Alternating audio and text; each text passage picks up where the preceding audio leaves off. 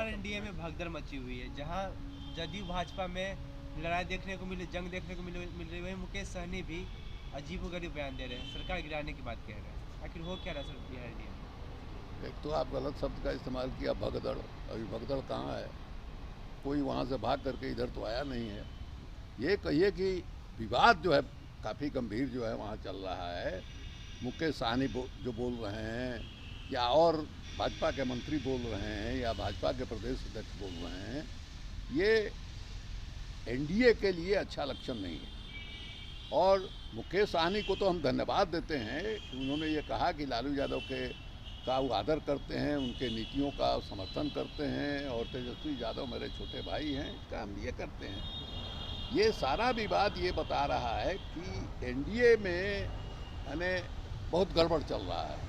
सार्वजनिक रूप से इस तरह का घमासान किसी गठबंधन में मचना जो है, इसके अच्छे स्वास्थ्य का लक्षण नहीं है। तो इसमें तो खैर कहीं संदेह नहीं है।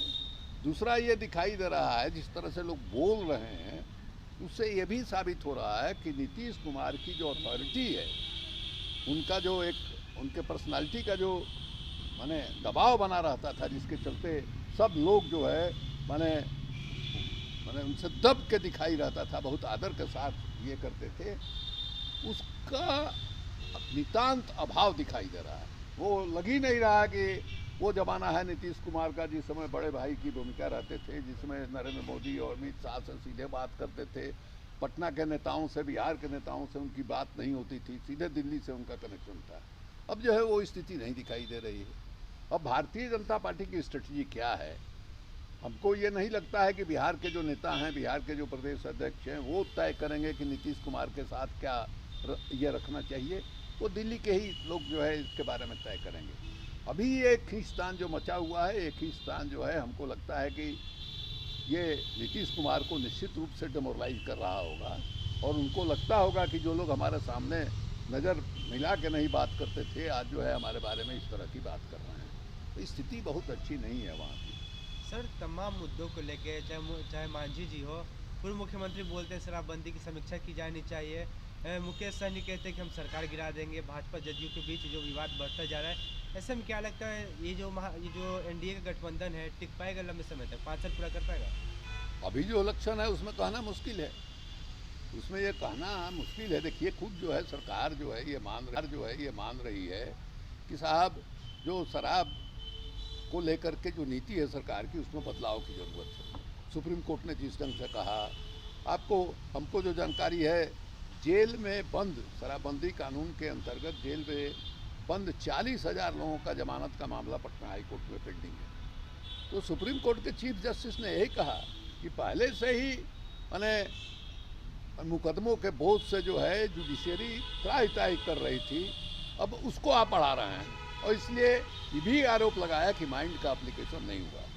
जो संशोधन का प्रस्ताव जिसके बारे में सार्वजनिक रूप से बात आई है, वही कह रहा है कि एकदम सनक में, झोंक में जिसको कहा जाए, ये कानून जो है बना है। और हमने कल लिखा था, सुशील कुमार मोदी ने सवाल उठाया था, राष्ट्रीय जनता दल जवाब दे, तो हमने कहा था कि रोज़ अखबार में छप रहा है कि साहब शराब यहाँ बरामद हुआ, वहाँ बरामद हुआ। इसी से साफ साबित होता है कि शराबबंदी नहीं है, और पकड़ा रहा है जितना, उससे कहीं ज़्यादा जो है नहीं पकड़ा रहा है। और इसी वजह से कहीं लोग शराब पी के नाचते हुए पकड़ाए जाते हैं, कभी पुलिस थाने तक में, या पुलिस के जो छोटे छोटे पदाधिकारी हैं वो लोग भी मैंने शराब पीते हुए थाने में जो है पकड़ाए हैं। तो ये स्थिति है। और जो आपने मैंने शुरुआती दौर में जो सज़ा की व्यवस्था की थी, लेकिन सिद्धांत ये है कि कोई किसी भी अपराध के अनुपात में जो अभियुक्त है उसको सज़ा मिलती है। अब शराब पीने वाले को 10 बरस की जेल हम दे देंगे। शराब हमारे घर में पकड़ा गया तो इसको आप जब्त कर लेंगे। एक मामला जो है गया था कि दिल्ली से एक परिवार ट्रांसफ़र होकर के वो कलकत्ता गया था, ट्रक से अपना सामान भिजवाया, उस ट्रक में जो है 2 बोतल शराब पकड़ा गया, जब्त कर लिया पुलिस ने। जमानत नहीं मिल रहा था, वो हाई कोर्ट में गया, तो हाई कोर्ट ने बिहार सरकार से ये सवाल पूछा कि मान लीजिए कोई रेलगाड़ी जो है दिल्ली से पटना कलकत्ता जा रही है और वहाँ शराब मिल गया, तो आप रेलगाड़ी को जब्त कर लीजिएगा। इस तरह का जो कानून बना हुआ था, उसको धीरे धीरे अब जो है हो रहा है कि नहीं साहब, इसमें संशोधन होगा। अब जो शराब पीते हुए पकड़े जाएंगे उनको फाइन लगेगा।